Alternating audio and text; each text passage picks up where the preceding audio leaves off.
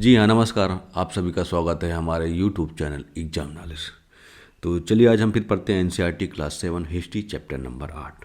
आज हमारा जो टॉपिक होगा वो होगा भक्ति और सूफी परंपराएं। भक्ति आंदोलन और सूफी आंदोलन में क्या डिफरेंट है और इनकी क्या परंपराएं हैं और इनका क्या महत्व है। ठीक है, तो चलिए हम बात करते हैं भक्ति आंदोलन से। ठीक है, भारतीय समाज में हजारों साल भारतीय समाज में हजारों साल भगवान की भक्ति और आध्यात्मिक मार्ग से एक अलग अलग तरीके अपनाए जाते रहे। अगर हम बात करें इसी परंपरा को तो हम भक्ति आंदोलन और सूफी आंदोलन यानी कि दो आंदोलन में हम देख सकते हैं कि हमारा भक्ति आंदोलन क्या था और सूफी आंदोलन क्या था। तो ये हमारा हो गया भक्ति आंदोलन और ये है सूफी आंदोलन। ठीक है, इनके नाम जानते हैं और इनकी क्या परंपरा थी हमारे जीवन में और इनकी क्या विश्लेषण है। ठीक है, तो जैसे कि हम बात करते हैं कि लोग ईश्वर तक पहुंचने के लिए बहुत सारे रास्ते अपनाते हैं। इस तक अगर हमें ईश्वर तक पहुंचना है तो हम बहुत सारे रास्ते अपनाते हैं, मंदिर जाते हैं, मस्जिद जाते हैं और अपनी भक्ति की एक रूपरेखा जो हम धारण करते हैं उस चीज़ें से हम भगवान तक और भक्ति तक पहुंचने का प्रयास करते हैं। ठीक है, तो अपने रास्ते और बात करते हैं कि धर्म कैसे बदला। ये जो धर्म है ये बदला कैसे। ठीक, धर्म कैसे बदला और समाज में समानता, प्रेम और भाईचारे का संदेश कैसे फैला। यानी कि जो धर्म बदला, धर्म बदलने के बाद समाज में समानता, प्रेम और भाईचारे का संदेश कैसे लोगों के बीच में पहुंचा। ठीक है, अब हम बात करेंगे भक्ति क्या है। हम बात करेंगे भक्ति, व्हाट इज भक्ति। ठीक है, भक्ति क्या है। भक्ति का मतलब होता है कि ईश्वर के प्रति प्रेम और विश्वास और समर्पण। जब आपका ईश्वर के प्रति प्रेम और समर्पण और विश्वास जब हो जाएगा तो आप ऑटोमेटिक भक्ति में लीन हो जाएंगे। ठीक है, ईश्वर के प्रति प्रेम और विश्वास और समर्पण है तो आप भक्ति में लीन हो जाते हैं। ईश्वर जो होता है वो सर्वशक्तिमान होता है। ईश्वर जो होता है वो सर्वशक्तिमान होता है और ईश्वर तक पहुंचने के लिए हम क्या करते हैं, बड़े बड़े मंदिर जाते हैं, यज्ञ करते हैं, अनुष्ठान जाते हैं। ठीक है, ये हमारी अपनी मन की श्रद्धा होती है और मन में जब सच्ची श्रद्धा होती है तो मन में श्रद्धा बनी जाती है।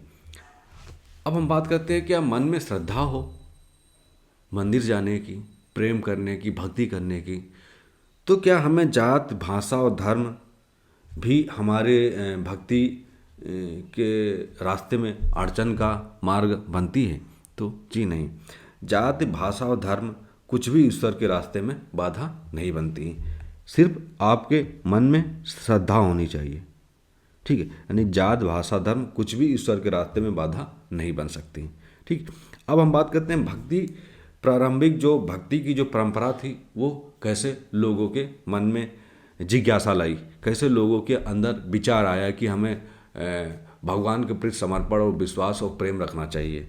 तो भक्ति जो है वो विचार जो है वो दक्षिण भारत में अलवर और नायनार संतों से शुरू हुआ था। यानी कि जो भक्ति का जो तो वो दक्षिण भारत में अलवार और नायनार संतों से शुरू हुआ था। नायनार संतों से शुरू हुआ था। अलवर के जो लोग थे वो भगवान विष्णु के भक्त थे। वो क्या थे, भगवान विष्णु के भक्त थे और वो क्या करते थे, भक्ति गीत गाते थे जिन्हें दिव्या प्रबंधन कहा जाता था। यानी कि जो अलवार लोग थे वो भगवान विष्णु के भक्त थे। ठीक, अब हम बात करते हैं नायनार लोग जो थे वो भगवान शिव के भक्त थे। यानी कि भगवान शिव के भक्त थे। ये भगवान शिव के भक्त थे। लोगों को जात भेद मिटाकर ईश्वर भक्ति का क्या करते थे, ये लोग संदेश देते थे। यानी कि यहाँ पे जात को भेद जो मानते थे लोग उसको मिटा के और ईश्वर को एक भक्ति का संदेश देते थे कि ईश्वर के प्रति आप लोग समर्पण रहें, मन में जिज्ञासा रखें, प्रेम रखें, भगवान के प्रति, ईश्वर के प्रति एक अपने मन में लोगों के बीच में एक अच्छा विचार, प्रेम, विश्वास, समर्पण प्रदान करें। ठीक है, अब बात करते हैं कि उत्तर और दक्षिण भारत में भक्ति तेजी से फैली। जब लोगों के मन में जिज्ञासा बढ़ी तो लोगों क्या हुआ कि लोगों के अंदर जिज्ञासा फैली। ठीक है, लोगों के मन में जिज्ञासा फैली तो भक्ति का प्रचार प्रसार तेजी से हुआ। अब भक्ति आंदोलन क्यों शुरू हुआ, यानी कि जो भक्ति आंदोलन था वो शुरू क्यों हुआ, भक्ति आंदोलन क्यों शुरू हुआ। भक्ति आंदोलन शुरू होने का मुख्य 3-4 कारण थे। जैसे कि भक्ति आंदोलन शुरू इसलिए हुआ कि जो निचले स्तर के थे लोग, जो नीच कास्ट के थे, शेड्यूल कास्ट के थे, उनको मंदिर मस्जिद में जाने का अलाउ नहीं था, उनको रोका जाता था, उनको प्रताड़ित किया जाता था, उनको मंदिर नहीं जाने दिया जाता था, उनके साथ भेदभाव किया जाता था। इसलिए यहाँ पर जब चीज़ें ऐसी देखने को मिली तो लोगों ने क्या किया, भक्ति का आंदोलन चालू किया। ठीक है, यानी कि भक्ति आंदोलन में कठोर जाति व्यवस्था थी, ऊंच नीच का भेदभाव था, बड़े यज्ञ अनुष्ठानों में उनकी कोई प्रतिक्रिया नहीं, यानी कि उनको आने जाने नहीं दिया जाता था। और क्या होता था कि पुजारियों द्वारा एक कठोर नियम बनाए जाते थे, यानी कि जो वहाँ के पुजारी लोग रहते थे वो अपने खुद नियम बनाते थे। इन सब कारणों से क्या हुआ, आम आदमी को परेशानी हुई। ठीक, इन सब कारणों से आम आदमी को परेशानी हुई। जो निचले स्तर के थे, ऊंच नीच के लोग जो अपने भेदभाव का मनुष्य के जीवन में झेलते आ रहे थे, ये सब देखते हुए इन लोगों ने क्या किया, एक भक्ति आंदोलन की शुरुआत की। ठीक है, भक्ति आंदोलन फिर संतों ने कहा कि ईश्वर जो हैं वो सबके हैं, किसी एक के नहीं। ईश्वर जो हैं वो सबके हैं, वो ऊंच नीच सारे बिरादरी के, इसमें कोई भेदभाव नहीं। ईश्वर सबके हैं। आपके मन में श्रद्धा होनी चाहिए, आपके मन में विश्वास होनी चाहिए, आपके मन में प्रेम होना चाहिए, तो ईश्वर सबके हैं। जिसे कहते हैं मानो तो मैं गंगा माँ हूँ नहीं बहता पानी। ठीक है, जो गंगा है, गंगा माँ है, अगर आप मानते हैं तो वो गंगा माँ है, नहीं तो वो क्या है, बहता पानी। तो इसी तरह ईश्वर सबके हैं, अगर मानो तो ईश्वर सबके, नहीं तो किसी के नहीं। और इसमें कोई भेदभाव, कोई ऊंच नीच की कोई रूपरेखा नहीं प्रदान की गई। ठीक है, ईश्वर सबके हैं, ऊंची जात निचली जात के नहीं। ठीक है, ईश्वर ऊंची और नीची जात के नहीं, यानी कि ईश्वर सबके हैं, लोगों को प्रेम और समानता से रहना चाहिए। ये इसीलिए ये आंदोलन तेजी से फैला था।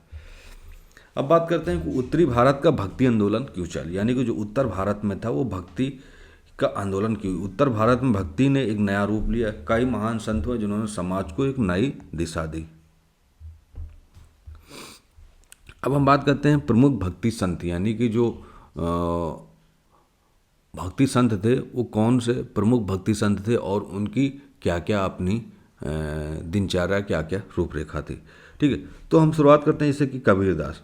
जो हमारे कबीरदास थे ये भी एक भक्ति संत थे, प्रमुख भक्ति संत। कबीर ने ईश्वर को निर्गुण माना। कबीरदास ने ईश्वर को निर्गुण माना, और मतलब ईश्वर का कोई रूप नहीं होता है। यानी कबीरदास जी ने कहा कि ईश्वर जो होता है वो निर्गुण होता है और ईश्वर को कोई रूप नहीं होता है, ईश्वर का कोई रूप नहीं होता है। वे कहते हैं कि मोह को कहो ढूंढे रे बंदे मैं तो तेरे पास में। ठीक है, कबीरदास ने कहा कि मोह को कहो कहाँ ढूंढे रे बंदे मैं तो तेरे पास में। हिंदू मुस्लिम एकता का संदेश दिया कबीरदास जी ने। जात भेद का विरोध किया कबीरदास जी ने। उनके दोहे यानी कि हिंदू मुस्लिम की संदेश दिया और जात भेद का कबीरदास जी ने भेद किया, और उनके दोहे आज भी लोग सुनते हैं और प्रसन्न होते हैं। ठीक है, अब हम बात करते हैं गुरु नानक।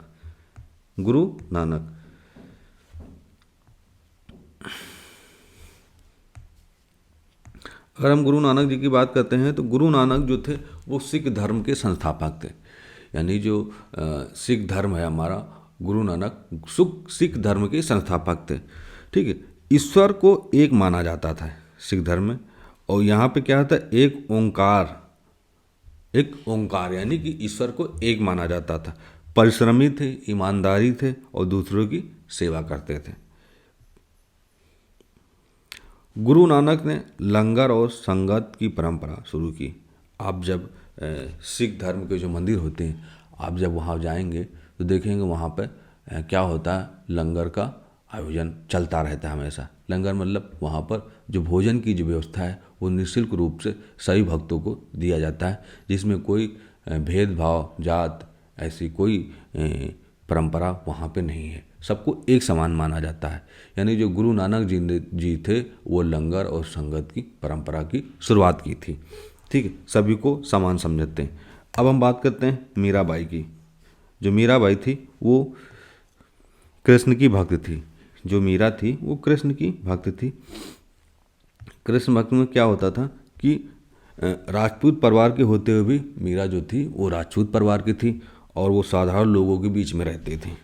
मीरा राजपूत परिवार थी और साधारण लोगों के बीच में रहती थी। उन्होंने भगवान कृष्ण के प्रेम में अपनी जीवन की जो रूपरेखा थी वो हमेशा के लिए समर्पित कर रखी थी। ठीक, उनके भजन भी आज तक गाए जाते हैं। मीराबाई राजपूत खानदान की थी, राजपूत, लेकिन वो हमेशा सरल और स्वभाव की थी। वो हमेशा लोगों के बीच में रहा करती थी। वही लोग जो साधारण लोग रहते थे उन्हीं के बीच मीराबाई हमेशा घुलती मिलती रहती थी और वो कृष्ण की बहुत बड़ी भक्त थी। ठीक है, अब हम बात करते हैं तुलसीदास। तुलसीदास जो थे वो रामचरितमानस के रचयिता माने जाते हैं। तुलसीदास रामचरितमानस के रचयिता माने जाते हैं।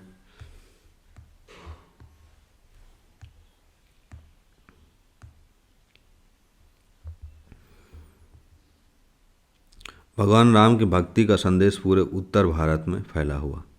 और अब देखेंगे भगवान राम की जो भक्ति है वो पूरे उत्तर भारत में फैला हुआ। राम जी की कथा होती है, राम जी की राम जी जो थे वो मर्यादा पुरुषोत्तम थे, तो ये पूरे उत्तर भारत में फैला हुआ। और ये जो रामचरितमानस थी एक सरल भाषा यानी कि अवधि में राम कथा लिखी जिससे आम लोगों तक आसानी से पहुंच जाती है। ठीक है, अब बात करते हैं हम सूरदास। सूरदास जो थे वो सूरदास जी थे वो कृष्ण के काफ़ी लोकप्रिय थे, यानी कृष्ण के बल रूप से भक्ति प्रसारित की। सूर सागर जैसे सूरदास ने ग्रंथ लिखे और भक्ति काल के महान कवियों में एक थे। सूरसार जो ग्रंथ हैं वो सूरदास ने लिखा था और कृष्ण के बाल रूप की भक्ति की जो परंपरा थी वो सूरदास जी ने अपनी निभाई थी। ठीक है, अब हम बात करते हैं सूफी परंपरा। सूफी परंपरा क्या है? सूफी परंपरा को अगर हम देखें, सूफी परंपरा क्या है? भक्ति आंदोलन की तरह मुस्लिम संतों ने भी एक आध्यात्मिक मार्ग अपनाया जिससे हम सूफीवाद यानी सूफी परंपरा कहते हैं। सूफी परंपरा में सूफी संत क्या मानते थे? जो सूफी परंपरा थी वो जो सूफी संत थे वो क्या मानते थे? वो ईश्वर को एक प्रेम और भक्ति से पाया जा सकता था। जो सूफी संत लोग थे वो ईश्वर को प्रेम और भक्ति की जो एक परंपरा थी उससे वो लोग क्या कहते थे कि पाया जा सकता था। नम्रता, प्रेम, दया और सेवा ही ईश्वर तक पहुंचने का रास्ता है। यानी कि जो सूफी संत लोग थे वो कहते थे नम्रता, प्रेम, दया और सेवा ही ईश्वर तक पहुंचने का एक महत्वपूर्ण रास्ता होता था। वे बड़े छोटे भेद नहीं मानते थे। वो मंदिर मस्जिद से ऊपर उठकर मानवता को महत्व देते थे। यानी कि जो मंदिर मस्जिद होता था वो उससे ऊपर भी किस चीज़ को मानते थे? मानवता। अगर आपके अंदर मानवता है तो मंदिर मस्जिद से भी ऊंची आपकी महत्वपूर्ण प्रतिक्रिया होती थी कि अगर आपके अंदर मानवता है तो मंदिर मस्जिद से भी ऊंची आपकी एक मानवता के रूप में देखा जाता था। ठीक, खानकाह की बात करें जहाँ सूफी संत रहते थे। जो खानकाह थे वहाँ पर क्या सूफी संत रहते थे। यहाँ गरीबों का भोजन मिलता था। लोग आध्यात्मिक शिक्षा लेने आते थे। जो खानकाह था वहाँ पर क्या सूफी संत लोग रहते थे और यहाँ पर क्या होता था अक्सर गरीबों को भोजन मिलता रहता था जिससे कि लोगों को आसानी से आध्यात्मिक शिक्षा मिल सके। तो खानकाह जो एक ऐसी जगह थी वहाँ पे सूफी संत रहते थे, गरीब लोग भी रहते थे और वहाँ पर आध्यात्मिक शिक्षा दी जाती थी। सूफी सिलसिले की अगर बात करें, सूफियों की कई प्रमुख संप्रदाय थी। जैसे कि भारत में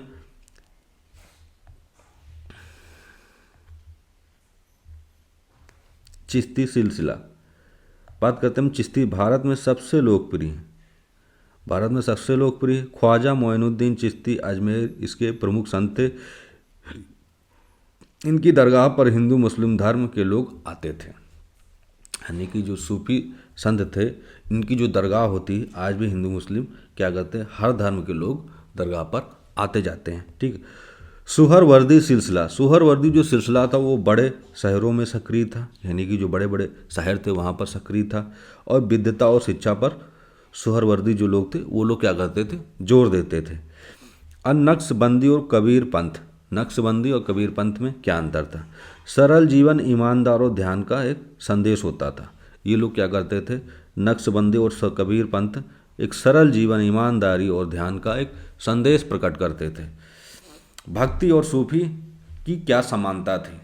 अगर हम बात करते हैं भक्ति और सूफी में क्या समानता थी, ठीक है। अब हम बात करते हैं, ये हमारा जो हो गया ये है भक्ति आंदोलन और ये है हमारा सूफी आंदोलन।